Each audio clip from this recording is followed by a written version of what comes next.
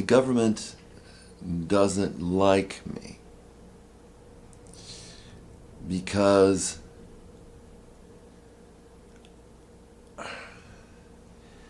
I have forsaken, from their perspective, my first love. I have forsaken the doctrine of the government of this country, the United States, and am teaching another doctrine contrary to the one they are teaching. There is no other doctrine, they would say, than the one which they had first delivered to us.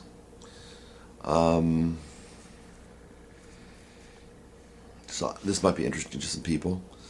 At least they'll think, that I'm kind of, a little bit ridiculous or a little bit paranoid or crazy or something like that. So at least it'll be interesting from that perspective, and maybe some people will find it interesting from actually, in fact, this is true. But in this country, in the United States, as well as other countries associated with it, some people call them Western, countries like Canada, not so much Mexico per se, but maybe a little bit Mexico, they have certain doctrines that they teach. If you go to or other certain places in the world, they don't have doctrines that they teach other than what perhaps the people hold to, rather than what the government imposes upon them. We had a combination of a social and a governmental doctrine, say around the 50s or the 60s or even the 70s, about the time when I grew up, of patriotism of the sort that was based on principles that had reasons to be accepted, such as, honesty, your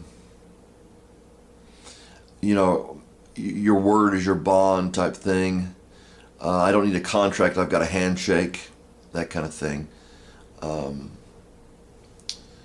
The idea is, this type of thing where we had an influence of Christianity, which some may say, well, I don't want, anything to be imposed upon me. We had an influence of certain values, morals, which may or may not have come from Christian basis. In many instances they did not, in many instances they did. However, the doctrine of the government now is that basically that we want to throw out Christianity. It has started out when they were saying that, well, it's not fair that you impose your values are right, perhaps, or maybe they're wrong. Well, your values are your values. We understand that a lot of people hold to them, but you cannot force other people to hold to them. Therefore, you cannot talk about God at work. You cannot talk about your religion at work. At the same time, I realize people don't want to be harassed. I don't want to be harassed. Even if someone would claim to be Christian, I don't necessarily want to listen to them. At the same time, the free speech is going away, and that's in the business sector, which is taking its cue from the government. When I was growing up, it was illegal to pray in school. There's a song from the 70s about that. How does the song go? It says something like, your money says in God we trust, but it's against the law to pray in school. Song goes on, you say we beat the Russians to the moon, but I say you starved your children and do it.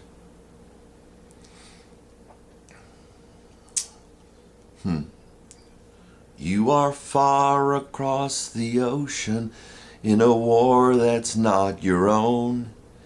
And while you're winning there, you're gonna lose the one at home. Do you really think the only way to bring about the peace is to sacrifice your children and kill all your enemies? And your money says, in God we trust.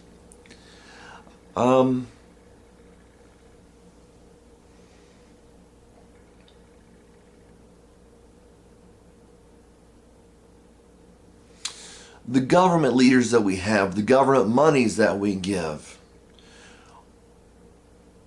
are no longer considered stealing. They're considered as your responsibility. And they've gotten society to agree with this.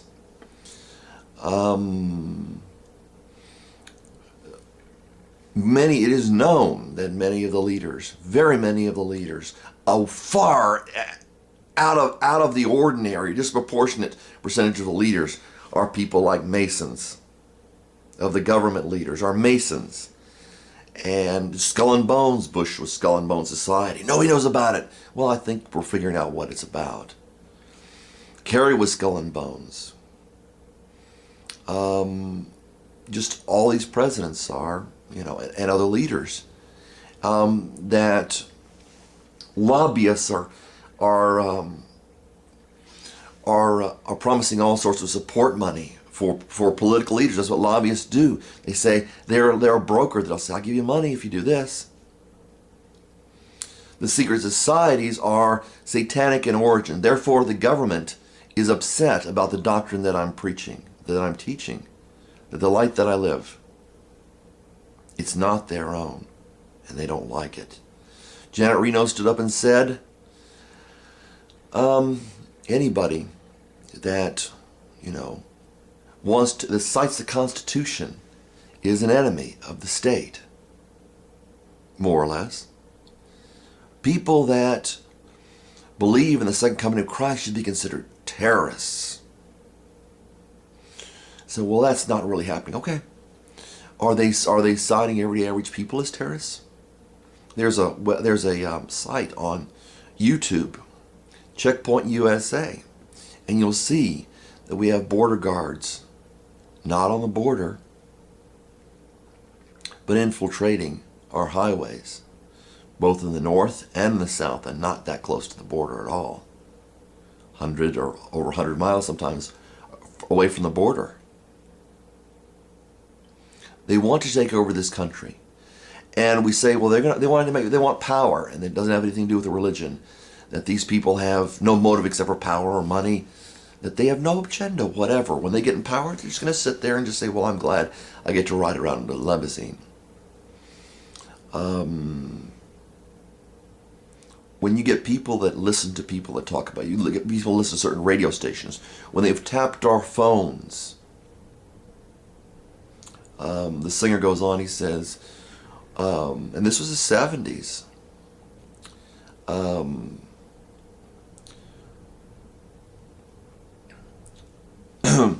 my phone is tapped and my lips are chapped from whispering through the fence.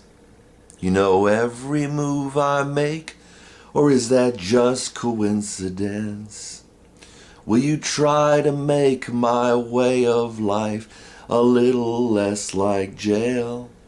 If I promise to make tapes and slides and send them in the mail. And your money says, in God we trust. Can somebody tell me what happened during the 60s? Oh, these dirty hippies, they don't know anything. They're protesting the war and all this stuff. Oh, they're just, godless heathen and all this stuff. Well, I'm not saying that there were not, bad people involved in the protestations of the 60s and the 70s. And they were shot, some of them.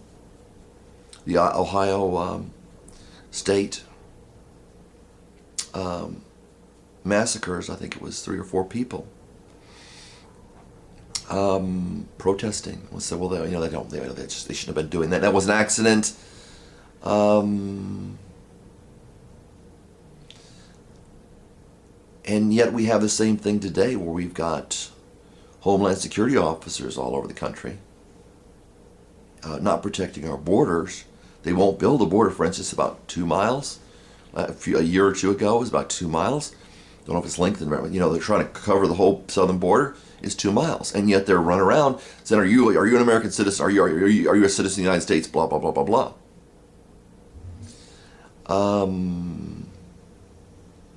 If you do not fit the norm, you can't expect arrests. You can't expect detentions. You can't expect questionings. You can expect wiretaps. Sometimes, at least. Maybe not everybody. Then the protestations of the conventions. Officers with tear gas, you know. It just says police on them, you know, like they do in communist countries. Police. Well, what kind of police are you? We're just the police. You better not say, you know, you can't gather here. You got to move over here. They started throwing tear gas. The 60s are coming back with a vengeance. And the government's putting its foot down, crushing more than it's done. So, yeah, if you want to see what's going on else, you can watch my other videos.